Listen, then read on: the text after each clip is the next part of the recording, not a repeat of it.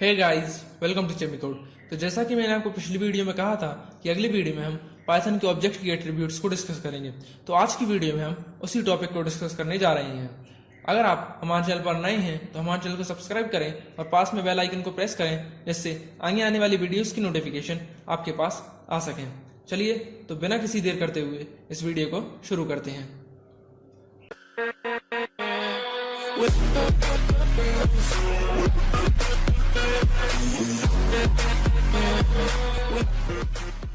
तो जैसे कि आज हम पाइथन के ऑब्जेक्ट के एट्रीब्यूट्स को डिस्कस करने वाले हैं, तो पहले हम ये जान लेते हैं कि पाइथन में ऑब्जेक्ट्स क्या होते हैं। पाइथन में ऑब्जेक्ट वो एंटिटी होती है जिसकी कुछ सर्टेन प्रॉपर्टीज होती हैं, या फिर पाइथन में वो कुछ सर्टेन बिहेवियर्स को जो शो करता है उसे हम ऑब्जेक्ट कहते हैं।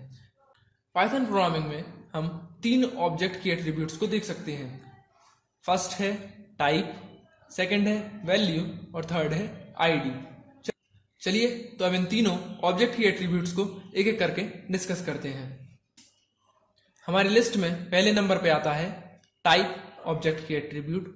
टाइप ऑब्जेक्ट की एट्रीब्यूट आपको बताता है कि उस ऑब्जेक्ट पे कौन से ऑपरेशंस लगने वाले हैं, या फिर आप उस ऑब्जेक्ट पे क्या वर्क कर सकते हैं। पाइथन में आपको इनबिल्ट फंक्शन टाइप मिलता है, जिससे आप टाइप ऑब्जेक्ट की एट्रीब्यूट का यूज कर सकते हैं। जैसे कि आप नीचे यहाँ एग्जाम्पल में देख सकते हैं कि यहाँ पर हमने ए में 5 वैल्यू को स्टोर किया है, जो कि एक इंटीजर है। अब टाइप ऑब्जेक्ट की एट्रीब्यूट में आप ए को स्टोर करें और उसके बाद एंटर प्रेस करने के बाद आप यहाँ पर देख सकते हैं कि उसने इंट प्रिंट कर दिया है, यानी कि उसने इस ऑब्जेक्ट की एट्रीब्यूट का टाइप इंट बताया है, जो कि 5 इंटीजर ही है।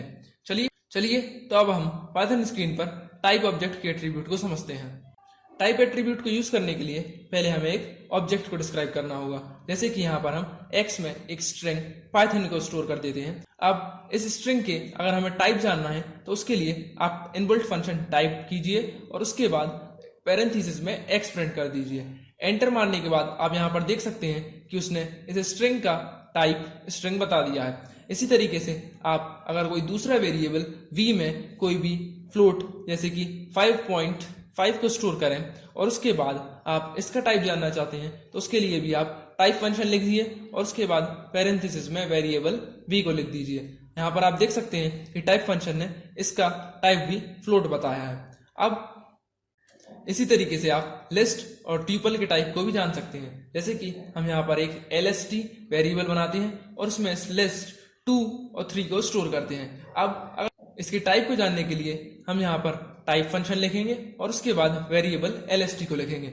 आप यहाँ पर देख सकते हैं कि इसका टाइप भी हमें लिस्ट मिल गया है, क्योंकि lst एक लिस्ट है। चलिए, तो अब हम हमारे नेक्स्ट ऑब्जेक्ट की एट्रीब्यूट की ओर बढ़ते हैं, जो कि है वैल्यू। वैल्यू एट्रीब्यूट में आपको प्रिंट स्टेटमेंट मिल जाता है।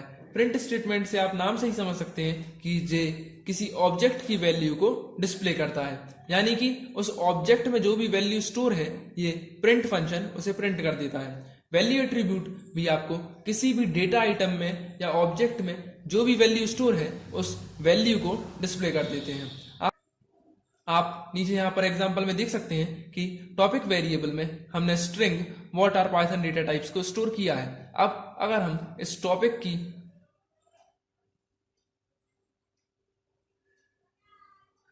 अगर हम इस टॉपिक की वैल्यू को देखना चाहते हैं तो पहले हम प्रिंट फंक्शन लिखेंगे और उसके बाद पैरेंथेसिस में वेरिएबल को लिखेंगे जिसका हमें वैल्यू जाननी है। एंटर प्रेस करने के बाद आप यहाँ पर देख सकते हैं कि उसने टॉपिक की वैल्यू व्हाट और पाइथन डेटा टाइप्स को प्रेजेंट कर दिया है।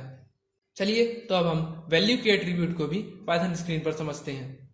वैल्यू के एट्रीब्यूट को समझने के लिए पहले हम एक वेरिएबल डिक्लेयर कर देते हैं, जैसे कि a इक्वल 5। अब अगर हम इस a की वैल्यू को जानना चाहते हैं तो उसके लिए हम इनबिल्ट फंक्शन प्रिंट लिखेंगे और उसके बाद पैरेंथेसिस में a लिखेंगे। आप यहाँ पर देख सकते हैं कि a की वैल्यू उसने 5 प्रिंट कर दी है। अब हम किसी दूसरे वेरिएबल पर ट्राई करते हैं, जैसे कि b में हम स्ट्रिंग पाइथन को स्टोर करते हैं। अब अगर हम इस b की वैल्यू को जानना चाहते हैं तो उसके लिए प्रिंट फंक्शन लिखेंगे और उसके बाद पैरेंथेसिस में b वेरिएबल को लिखेंगे। आप यहाँ पर देख सकते हैं कि प्रिंट फंक्शन ने b वेरिएबल की वैल्यू पाइथन शो कर दी है। चलिए, तो अब इन स्ट्रिंग और इंटीजर के अलावा कोई नए फंक्शन को ट्राई करते हैं, जैसे कि हम स्ट्रिंग और इंटीजर को मिक्स करके एक नया वेरिएबल बनाते हैं, जैसे कि c equal to B into A. अब अगर हम इस c में क्या वैल्यू स्टोर है वो जानना चाहते हैं तो उसके लिए हम लिखेंगे प्रिंट c।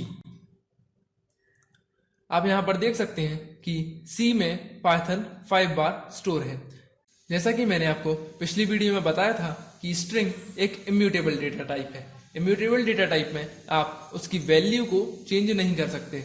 आप यहाँ पर देख सकते हैं कि B में जो पाइथन स्टोर है, हमने उस पाइथन की वैल्यू को चेंज नहीं किया है, बल्कि C एक नए वेरिएबल में पाइथन को 5 बार रेप्लिकेट कर दिया है। यानी कि हमने B में जो पाइथन स्टोर है उसकी 5 कॉपीज बना दी हैं। इससे उस पाइथन की जो ओरिजिनल वैल्यू है उसमें कोई चेंज नहीं हुआ है। स्ट्रिंग की इस प्रॉपर्टी को हम रेप्लिकेशन कहते हैं। इसी तरह से स्ट्रिंग की एक और प्रॉपर्टी होती है जिसे हम कॉन्केटिनेशन कहते हैं। चलिए तो कॉन्केटिनेशन को भी समझ लेते हैं। कॉन्केटिनेशन में हम दो स्ट्रिंग्स को साथ में जोड़ते हैं। यहाँ पर भी आप ओरिजिनल स्ट्रिंग्स में कोई चेंज नहीं करेंगे, बल्कि किसी दो स्ट्रिंग्स को साथ में एक तीसरी स्ट्रिंग बनाकर जोड़ देंगे। इससे भी ओरिजिनल स्ट्रिंग्स में कोई चेंज नहीं होगा और एक नई स्ट्रिंग क्रिएट हो जाएगी। चलिए तो पहले हम एक नई स्ट्रिंग को क्रिएट कर लेते हैं। उसके लिए न्यू वेरिएबल हम डी में स्टोर करते हैं प्रोग्रामिंग। कॉन्केटिनेशन के लिए आप एक और नया वेरिएबल लीजिए f और उस वेरिएबल में आप इन दोनों स्ट्रिंग्स को प्लस के साथ जोड़ दीजिए। अब अगर हम f में देखें कि f में क्या वैल्यू स्टोर है तो उसके लिए आप प्रिंट फंक्शन लिखिए और उसके बाद f वेरिएबल को पैरेंथेसिस में डिस्क्राइब कीजिए। आप यहाँ पर देख सकते हैं कि f में पाइथन प्रोग्रामिंग स्टोर हो गया है। पाइथन जो b स्ट्रिंग थी और प्रोग्रामिंग जो d स्ट्रिंग थी वो कॉन्केटिनेशन प्रॉपर्टी से f में स्टोर हो गई हैं। तो इस तरह से आप रेप्लिकेशन और कॉन्केटिनेशन प्रॉपर्टी स्ट्रिंग्स में यूज कर सकते हैं। चलिए तब हम अपने नेक्स्ट ऑब्जेक्ट की एट्रीब्यूट की ओर बढ़ते हैं, जो कि है आईडी। आप नाम से ही समझ सकते हैं कि आईडी एट्रीब्यूट किसी भी ऑब्जेक्ट की मेमोरी लोकेशन को बताता है। पाइथन में आपको एक इनबिल्ट फंक्शन आईडी मिलता है, जिससे आप किसी भी ऑब्जेक्ट की आईडी को रिटर्न कर सकते हैं या फिर आप किसी भी ऑब्जेक्ट की आईडी को जान सकते हैं। चलिए तो अब नीचे एग्जांपल से आप समझ लेते हैं। जैसे कि a में हमने 5 को स्टोर किया है। अब अगर आप इस a वेरिएबल यानी कि 5 की आईडी जानना चाहते हैं तो उसके लिए आप इनबिल्ट फंक्शन आईडी लिखिए और उसके बाद पैरेंथेसिस में वेरिएबल लिख दीजिए, या फिर आप पैरेंथेसिस में डायरेक्ट वैल्यू को भी लिख सकते हैं। आप यहाँ पर नीचे देख सकते हैं कि उसने a की आईडी बता दी है, जो कि है 308999120। चलिए तो अब इस आईडी एट्रीब्यूट को भी हम पाइथन स्क्रीन पर समझते हैं। आईडी एट्रीब्यूट को समझने के लिए पहले हम एक वेरिएबल डिस्क्राइब कर देते हैं, जैसे कि a इक्वल 10। अब अगर हम इस 10 की आईडी जानना चाहते हैं तो उसके लिए हम आईडी फंक्शन लिखेंगे और उसके बाद वेरिएबल a को लिख देंगे। आप यहाँ पर देख सकते हैं कि आईडी फंक्शन ने उसकी आईडी बताई है 1625189680। अब अगर हम किसी और वैल्यू की आईडी जानना चाहते हैं, जैसे कि b इक्वल टू 11।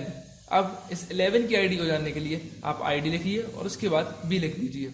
आप यहाँ पर भी देख सकते हैं कि उसने आईडी 1625189712 बता दी है। इसी तरीके से पाइथन में जो आईडी एट्रीब्यूट होता है वो किसी वैल्यू की आईडी को बताता है, किसी वेरिएबल की नहीं। जैसे कि अगर आप दो वेरिएबल्स में सेम वैल्यू को स्टोर करते हैं और फिर उन दोनों वेरिएबल्स की आईडी को देखेंगे तो वो दोनों आईडी सेम आएंगी। चलिए तो इसे भी एग्जांपल से समझ लेते हैं। जैसे कि हम लिखते हैं m इक्वल टू 10। हमने ऊपर a में भी 10 स्टोर किया था। अब अगर हम आईडी m को देखेंगे तो उसके बाद आप देख सकते हैं कि a की आईडी और m की आईडी सेम हाई है, क्योंकि a और m में वैल्यू सेम थी, यानी कि 10। इससे आप समझ सकते हैं कि अगर आप दो वेरिएबल्स में सेम वैल्यू को स्टोर करेंगे तो उसकी आईडी सेम आएगी, क्योंकि जो आईडी एट्रीब्यूट होता है वो किसी भी वैल्यू की आईडी को बताता है, ना कि वेरिएबल की।